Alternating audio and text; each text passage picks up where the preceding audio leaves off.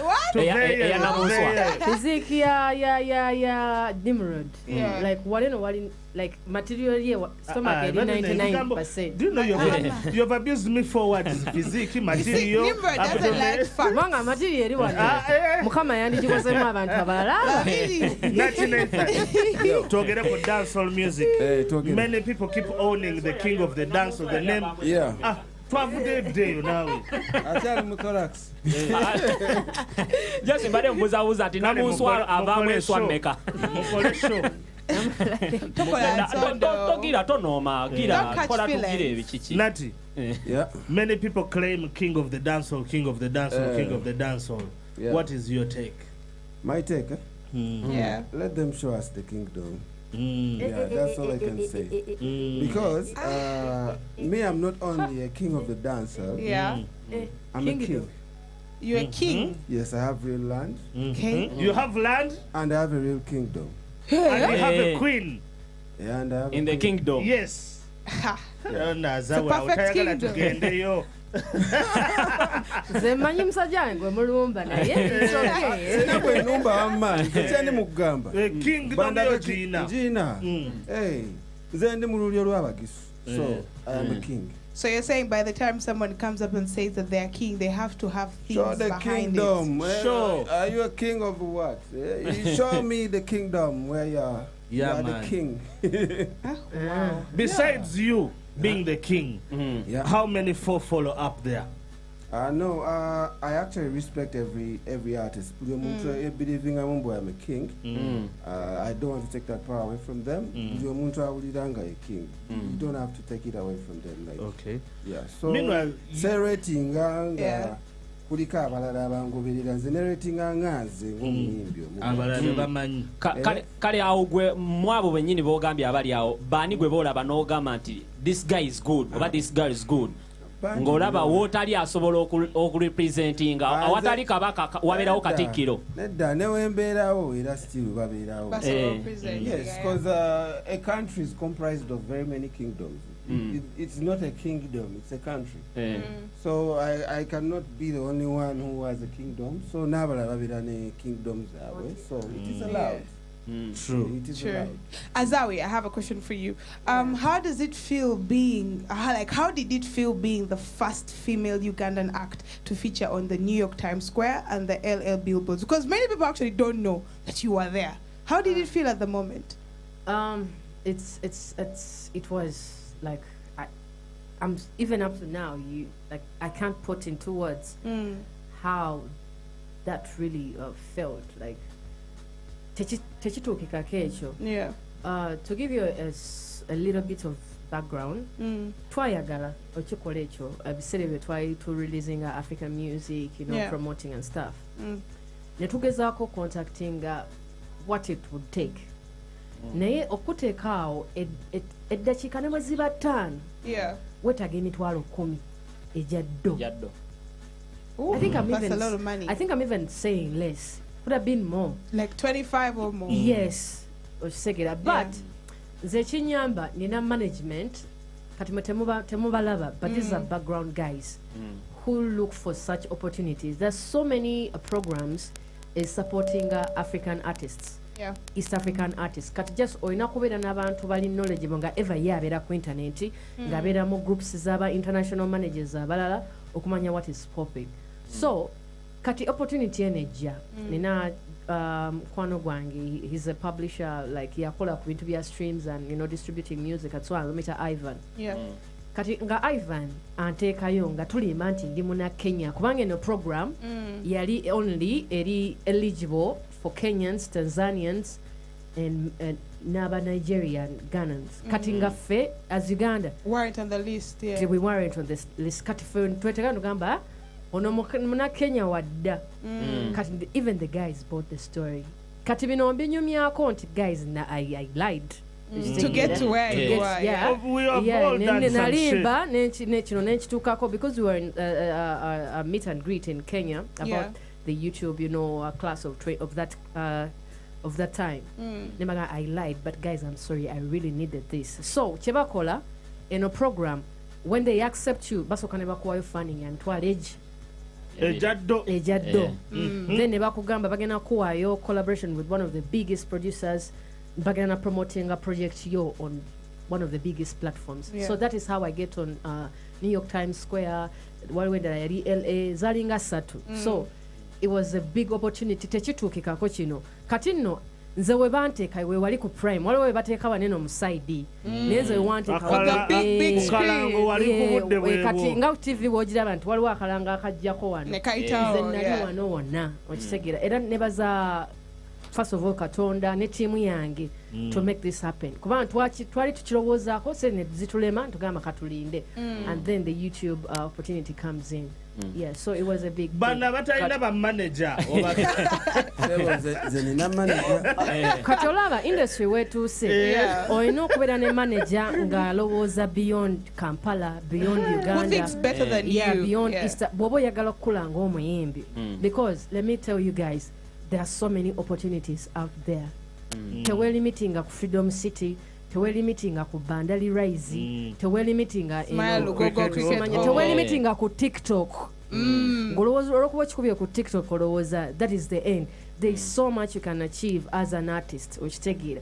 Nze ndi wano neeyagala mpulira bulungi mpunya bulungi kyenjagala raba manager naye nange amaanyi nga nange enkola okitegeera naawe nyini omuyimbi like olina okubanga tiimu yo okusobozesa tiimu yokola nti olaba akana akayimbi kataddeyo nembeera naffe katukole ki tukole nnyo yes abakyala mujja bafuna mu ndongo bo bangi obutaala n'abasajja mujja bafuna ako abasajja bakyusa timing bona mujja bafuna naye gwe welowoozeeko future yo ng'omuyimbi byoyagala okukola byoyagala otuukako so tulowo let's dream bigger. Oyina omusajja nyoko John Black. Before I go to I'm sorry, I'm leaving you to worry. I'm sorry. Rated PG, parental guidance is advised. I'm sorry. Rated PG, parental guidance is advised. John Black, management. What a one. You decided to handle things yourself. Nimrod, talking to you as my best friend or my friend doesn't mean that I handle things myself. Okay. Yeah. I do that because you're my friend and we've been together for some good time. Yes. But I have a management. Of course, there are those people, you handle them, then you pass them to the manager later. I have a management and we've been working. Things are moving on well. I really appreciate you, my manager Apple, and then my friends and fans. Yes. Things are moving on well. I appreciate that. So not a manager. Kankugambe nina ebintu bisatu. It's a yes or no question, but big up to Original Puffs. Nina manager. Yeah. Ate nina money. Ate nina ja. So you're all in one. I think for a person like you who has done things your way, blah blah blah, mutokubulira mukati tuula wano. Might also be hard. Kutuula. Kali nga lwaki situula. And I have a team. So John Black, I want to ask, that time when you went silent, because there was a time from song to song to song to song, you're literally like on #1 streaming charts. Why did you take a break? What happened between that time? To be honest, I've never taken a break. Just waliwo ebintu ebijja olumu embuya gebangawo. Until I got some disagreements with the management. Remember all that saga? Yeah. They confiscated my YouTube. They took my YouTube. I had to, to open up a new YouTube channel. You know what that means, Yeah, to start from scratch. New YouTube channel. It doesn't mean that I'm not a comedian that I always be uploading there funny videos. Until video I have to invest in. That's money. Yeah. So, and I thank my friends in ekuze kati yayisa n'eri ate gye baatwala. So that means ndi mukola ekitegeera. Then olumu era n'ebiseera bisinga jjukira najja batono abaali bamumanyi. Kati ate ne mbakuba bubi nnyo. So kati omuntu abalowooza ogenda kubeerako eyo pace all the time. Naye of course people sometimes get used to you. Nga ne oba obikola nga still it's not new to them. So just have kati waliwo eyo level Jobanga just when maintaining a chintu chochokola no sigalanga breaking akati right now nti ekiroto kya breaking up international market as well. Tufune bafanya abapya abampulidde omulundi ogusooka nti osooka kubeera n'omukazi kana akalonga mumeta middwa naye wakrosinga n'agendako oba embalala bagabana kibebi ekize balaba kipya kumbe nga bagabana kibebi kiri ndoza na kivagini. So same applies to me. Sometimes you just have to keep looking for new fans. Ne bana baba kutegera nti mubawagiza abajja waliwo abajja because of bandwagon, because Nimrod is jamming to John Black. Noli. And then there are those real fans who always be there, stick by you anytime nga babeera waawo okitegeera. So are there, I want to ask a general question. Are there artists that used to be stars relevant and now they are no longer relevant? Is that statement correct? Or like they faded, like they decreased in the level of relevance that they had? I personally think it's a natural thing. Just abantu bakitreating nti kive. Like you're not always going to be 25. You will not always be in your prime. Time wetuka nokula. Just katinga brand, you just have to be smart enough. How do I transition my art, my brand? Nesigalange chali kumulembe, but ate still nge respecting emyaka jange. Your core values as an artist. The problem comes in when you try so much to fit into the generation and live out yourself, and you live out yourself, so you just have to be smart. It's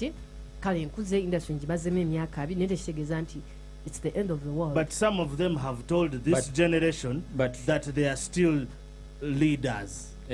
No, Nimrod chogambye bayimbi banje abali relevant, abali ba stars nga they faded nga tebakyali ba star nga bali bubi nnyo.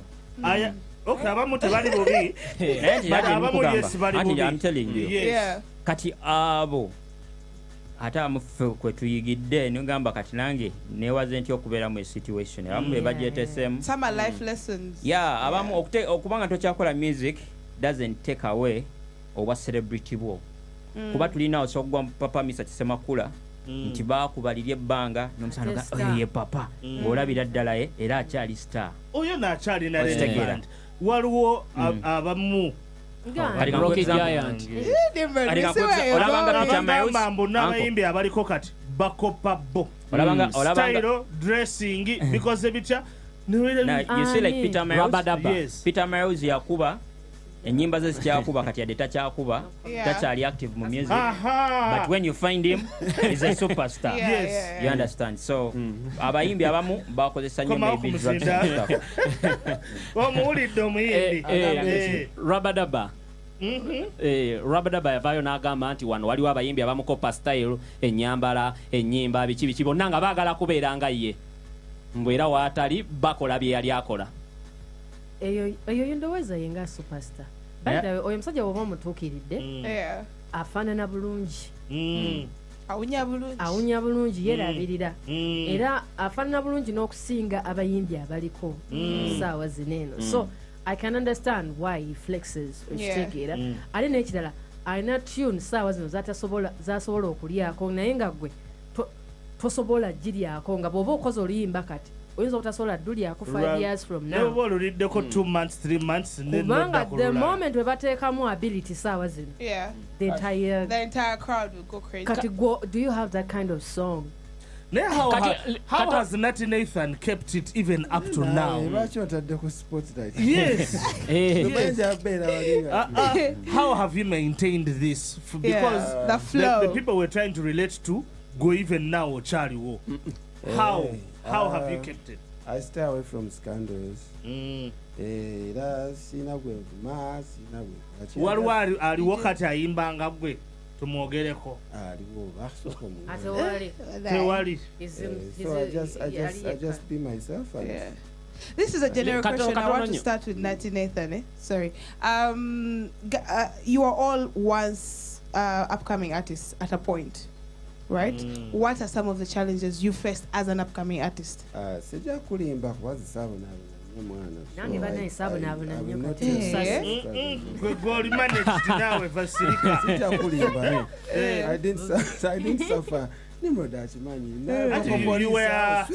were not very many. Vocal Police. Yes, Vocal Police. Empress, Maro, Ray, Bakri. then nga Babon Forest na ye eri wali.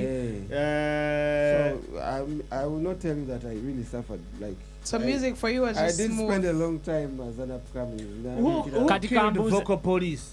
Bigambo by'abantu. People's words, yeah. Fenna tukyaliwo nga ne olina okwebaza vocal police si mwe wajja madamu. Damu ekibuuzo information mungi. That's my job behind. We are being left behind. So Nutty Neithan aina madam. Hold on, he's shouting out. I didn't know. Shout out to Maro. Shout out to Empress Big Myself.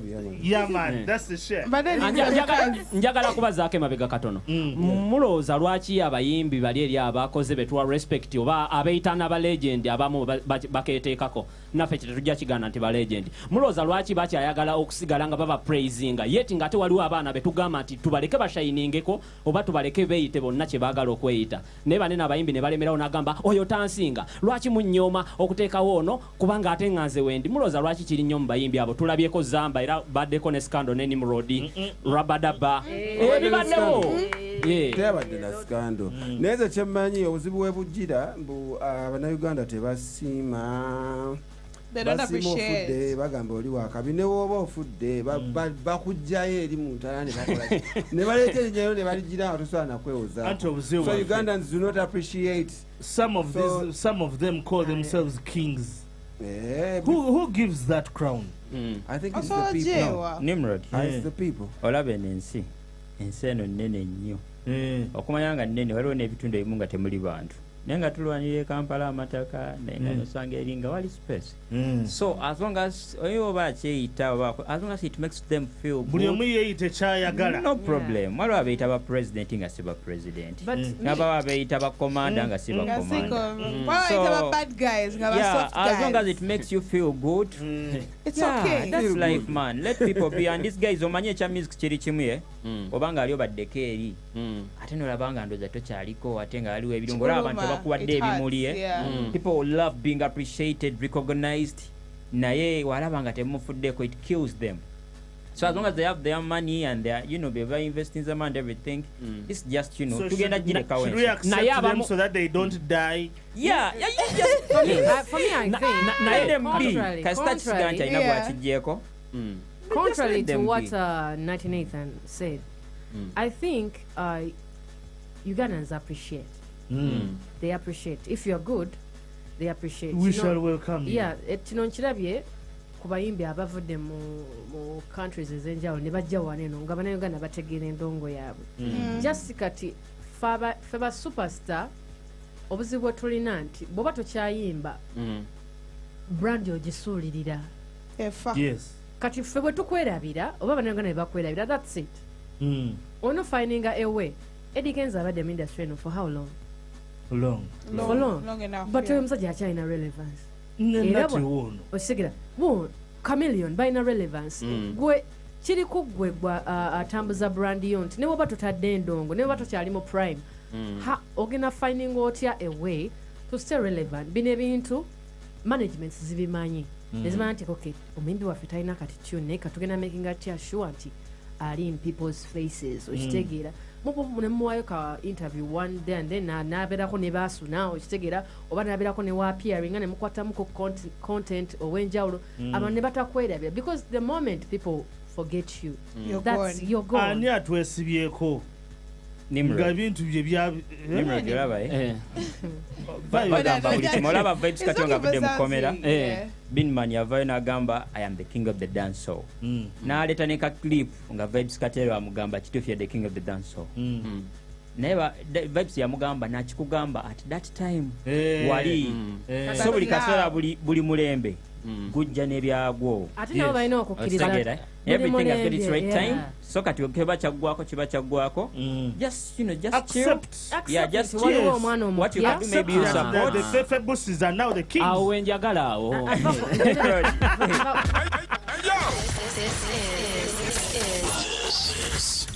100.2 Galaxy FM, Zina. Party people, show up and show out at the Smirnoff Fiesta going down on the 31st of May at Sheraton Hotel Kampala. We are bringing massive